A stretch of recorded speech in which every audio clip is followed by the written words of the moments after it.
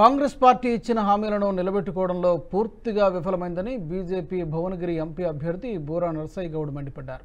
కులగణన పేరుతో ప్రజలను మభ్యపెడుతున్న కాంగ్రెస్ పార్టీ అమలుకు మాత్రం ఎందుకు వెనకాడుతోందని ప్రశ్నించారు. స్థానిక సంస్థల ఎన్నికల్లో రిజర్వేషన్లో పెంచకపోవడానికి కారణమేంటని ప్రశ్నించారు.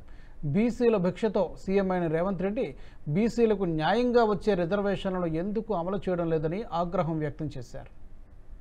దీన్ని మేము బీజేపీ తరఫున తీవ్రంగా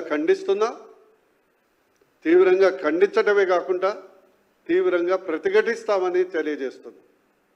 ఈరోజు ముఖ్యమంత్రి పదవి బీసీలు ఒక్కొక్క నియోజకవర్గంలో 30,000, 40,000, 50,000, 70,000 మెజార్టీ కాంగ్రెస్ పార్టీ ఇచ్చిందంటే బీసీలు వేసినటువంటి భిక్ష. బీసీలు వేసినటువంటి ఓట్లతో ఈరోజు మీరు పదవులు అనుభవిస్తూ ఇచ్చిన హామీని తుంగలో తొక్కడానికి ప్రయత్నం చేస్తే బీజేపీ పార్టీ ఎట్టి పరిస్థితుల్లో ఊరుకోదు. మా ఓబీసీ మోర్చా అధ్యక్షులు ఆనంద్ గౌడ్ గారు ఉన్నారు, మా కిషన్ రెడ్డి గారు ఉన్నారు, జాతీయ నాయకత్వం ఉంది. వారి యొక్క మార్గదర్శనంలో దీన్ని ప్రతిఘటించి ప్రజా పోరాటం చేయక తప్పదు.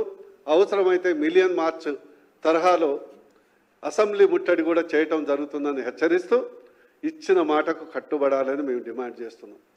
రాహుల్ గాంధీ పదే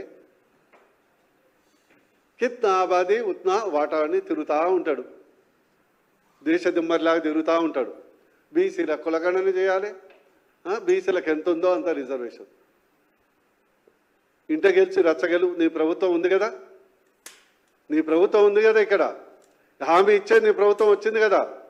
నేను రాహుల్ గాంధీ గారి డిమాండ్ చేస్తున్నా, మీకేమన్నా చిత్తశుద్ధి ఉంటే మీరు వాడే పదాలలో మీరు చేసినటువంటి వ్యాఖ్యలో చిత్తశుద్ధి ఉంటే బీసీలకు సంబంధించిన మీ యొక్క ప్రమాణ పత్రంలో మేనిఫెస్టోలో అమలు చేసినటువంటి కుల గణన 42% లోకల్ బాడీస్లో రిజర్వేషన్ చేసి తర్వాత మీరు మాట్లాడాలి.